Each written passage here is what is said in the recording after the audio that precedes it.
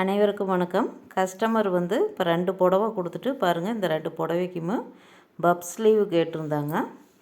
அதனால் அவங்களுக்கு பாருங்கள் 2 புடவைக்கு ஒன்றாத்தான் லைனிங் போட்டு வெட்டுற ஸ்லீவுக்கு சாண்டல் கலருக்கு ஒன்றுமு, ரோஸ் கலர் ஒன்றுமு ரெட்டையாக மடித்து அதை 4ஆக போட்டிருக்கிறேன் பாருங்கள். நான் ஸ்லீவுக்கு வேணுங்கிற அளவுக்கு மட்டும் மடிச்சிருக்கிறேன். அந்த எக்ஸ்ட்ரா கிளாத்தை அதில் விட்டுட்டு ஸ்லீவுக்கு வேணுங்கிற அளவுக்கு அப்படியே மடிச்சிட்டேன்.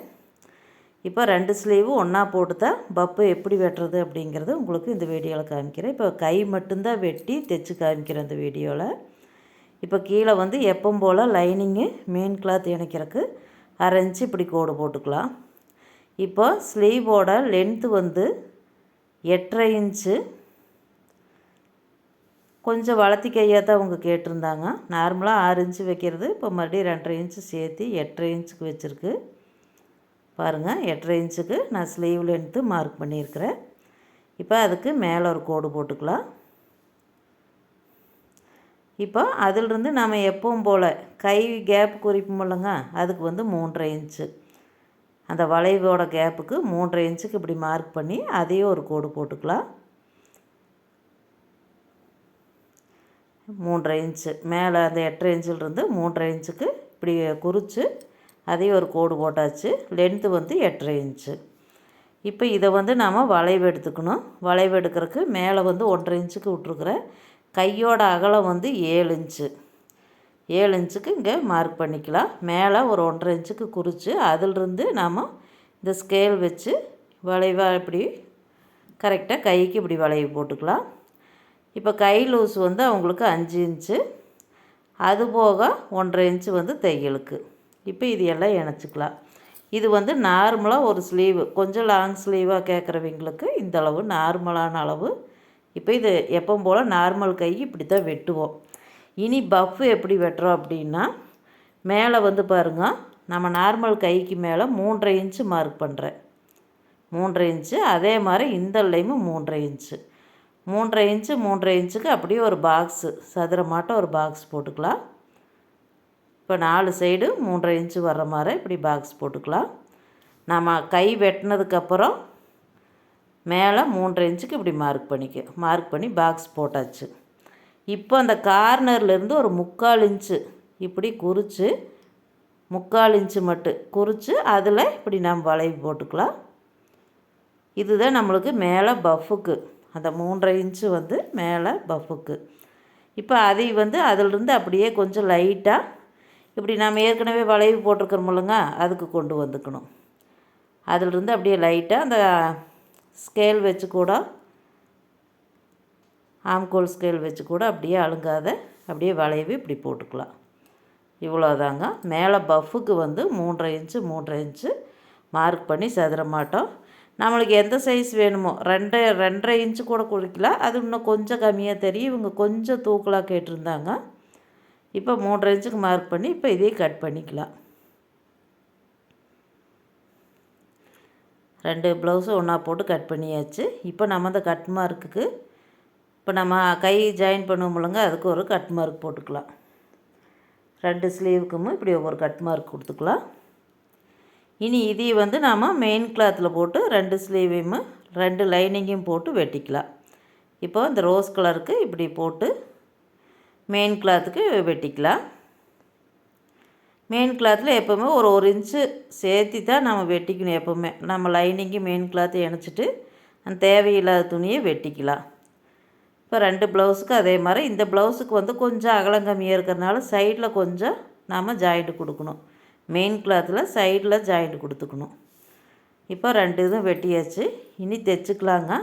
இப்போ மெயின் கிளாத் மேலே லைனிங் போட்டு அடித்து உள்ளே மடித்து திருப்பிக்கலாம். இப்போது அந்த இன்னொரு ப்ளவுஸு சாண்டல் கலர் அது தைச்சங்க. பப்போ அவங்க கை மாட்டி பார்த்துட்டு இது மாதிரி இந்த ப்ளவுஸில் கொஞ்சம் ஒரு 1/2 இன்ச்சாட்டம் குறைச்சிரு அப்படின்னாங்க. அதனால் நான் பாருங்கள் கீழே ஒரு 1/2 இன்ச்சு எக்ஸ்ட்ரா விட்டு லைனிங் அதுக்கு மேலே வச்சு தான் அடிக்கிறேன். இன்னொரு ப்ளவுஸு ஃபுல்லாக அதே மாதிரி 1/2 இன்ச் அளவு தான் விட்டு அடித்தேன். இது கொஞ்சம் கை அது மாதிரி ஒரு 1/2 இன்ச்சு குறைச்சி கேட்டதுனால ஒரு 1/2 இன்ச்சு விட்டு தான் நான் லைனிங் வச்சு ஓரம் அடிக்கிறேன் பார்த்துக்குங்க. இந்த எக்ஸ்ட்ரா இருக்குதுன்னு நினைக்க வேண்டாம். அதை வந்து லைனிங்கில் வச்சு தையல் ஓட்டிட்டோம்னா தெரிவிக்காது. நம்மளுக்கு அந்த கீழே வந்து கையும் கொஞ்சம் ஹெம்மிங் பண்ண மாதிரி கொஞ்சம் தடிமனாக இருக்கிற மாதிரி இருக்குது. அவ்வளோதான். இது படிமான தையல் போட்டுட்டு அதை வந்து நம்ம அந்த எக்ஸ்ட்ரா கிளாத்தை லைனிங்கில் வச்சு அப்படியே ஒரு அடி அடிச்சிட்டோம்னா அந்த பிசுறு தூக்கிட்டு இருக்காது உள்ளுக்குள்ளே.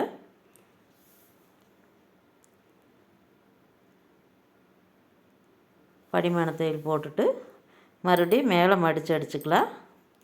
இப்போ பாருங்கள், நான் லைனிங்கில் வந்து அந்த உள்ளே இருக்கிற பிசுரை அடிச்சுட்டு இப்போ மேலே படிமான தையல் போடுறேன். அந்த எட்ஜிலேயே கரெக்டாக ஒரு தையல் அப்படியே போட்டுக்கலாம்.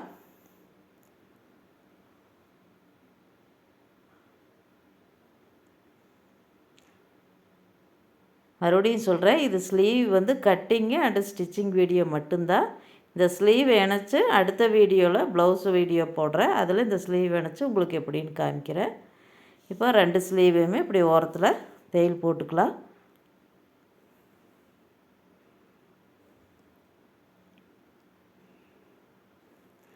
தையல் போட்டு இனி ஏகமே லைனிங்கும் மெயின் கிளாத்தையுமே ஏகமே ஒரு தையல் போட்டுக்கலாம். இது எல்லாமே தையல் போட்டு காமிக்கிறேன் உங்களுக்கு.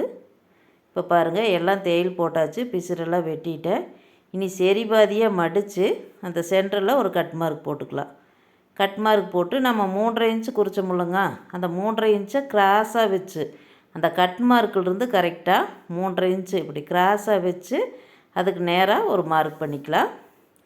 அதே மாதிரி அந்த சைடும் கிராஸாக 3.5 இன்ச்சு அங்கே மேலிருந்து 3.5 வச்சு கிராஸாக வச்சு இப்படி ஒரு மார்க் பண்ணிக்கலாம். கீழே அது கீழே மார்க் பண்ணி நம்ம அதிலிருந்து நாம் மடித்து அப்படியே ஒவ்வொரு மடியை மடித்து ஒவ்வொரு தையல் அப்படியே அதில் ஒரே ஒரு தையல் மட்டும் அப்படியே ஓட்டி ஒவ்வொரு மடியை மடித்து அந்தள்ள நான் 3.5 இன்ச்சு குறிச்சதுலேருந்து இந்தள்ள 3.5 இன்ச்சு வரைக்கும் அந்த சென்ட்ரு வரைக்கும் ஒரே பக்கமாக நம்ம மடிச்சுட்டு வரோம். சென்ட்ரு வரைக்கும் ஒரே பக்கமாக மடித்து அந்த சென்ட்ரு பகுதி கட் மார்க் வந்தோன்னே அதுக்கு ஆப்போசிட் மடியே மடிக்கணும், எதிர்மடி. இப்போ அந்தள்ள பார்த்து மடிச்சுட்டு இருந்தது, இப்போ இனி இந்தள்ள பார்த்த மாதிரி மடிக்கிறோம். அப்போ தான் நம்மளுக்கு பஃப் வந்து நல்லா தூக்கி கொடுக்கு. அதனால் சென்ட்ரு வரைக்கும் ஒரு பக்கமாக மடிச்சுட்டு அதுக்கு ஆப்போசிட்டில் நேராக அதை பார்த்த மாதிரி மறுபடியும் மடிக்கணும். இப்போ அந்த 3.5 இன்ச்சு வரைக்கும் நாம் இப்படி ஒரு மடி மடித்து பாருங்கள் ஓட்டியாச்சு. பஃப் எவ்வளோ அழகாக வந்திருக்குது பாருங்கள். இது நம்ம ப்ளவுஸில் ஜாயின் பண்ணையில் சூப்பராக இருக்குது. இப்போ இன்னொரு கையும் அதே மாதிரி சென்டரில் சரி பாதியாக மடித்து கட் மார்க் போட்டுக்கலாம். கட் மார்க் போட்டுட்டு நாம் எப்பவும் போல் அதுக்கு குறித்த மாதிரியே தான் சரி பகுதியிலிருந்து வச்சு அந்த 3.5 இன்ச்சுக்கு கிராஸாக மார்க் பண்ணிக்கிறோம். கிராஸாக இப்படி ஒரு இழுத்து கோடு போட்டுட்டு அதே மாதிரி இந்த லைமும் கட் மார்க்கிலிருந்து சென்டருக்கு கிராஸாக வச்சு ஒரு கோடு போட்டுக்கலாம். இப்போ நம்ம எப்பவும் போல் மடிச்சுக்கலாம். அந்த மார்க் பண்ணதுலேருந்து அப்படியே ஒவ்வொரு மடியாக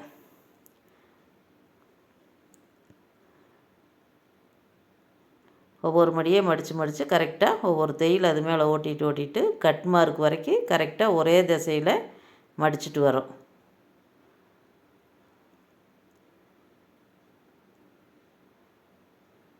கட் மார்க் வந்தோடனே அதுக்கு ஆப்போசிட்டில் மடிக்கணும். இப்போ அந்த மடி பார்த்த மாதிரி இப்போ இதெல்லாம் மடிச்சுட்டு வரோம். இவ்வளோதாங்க பஃப் ஸ்லீவு. நம்ம கரெக்டாக அந்த அளவுக்கு போட்டு வெட்டிட்டோம்னா போதும், சூப்பராக வந்துடும் நம்மளுக்கு பஃப் ஸ்லீவு. இது நான் 3.5 இன்ச்சு வச்சது 2.5 இன்ச்சு வச்சோம்னா கொஞ்சம் சின்ன பஃப்பு மாதிரி வரும். இது வந்து கொஞ்சம் நல்லாவே போட்டால் நல்லா பார்க்குறக்கு சூப்பராக இருக்குது. இப்போ பாருங்கள் 2 பஃப் ஸ்லீவும் ரெடி ஆயிடுச்சு. ஏற்கனவே இன்னொரு பஃப் ஸ்லீவு முதல்லையே தைச்சிட்டு தான் உங்களுக்கு இதோட வீடியோ இப்போ போட்டேன் பாருங்கள், அதுவும் தைச்சாச்சு.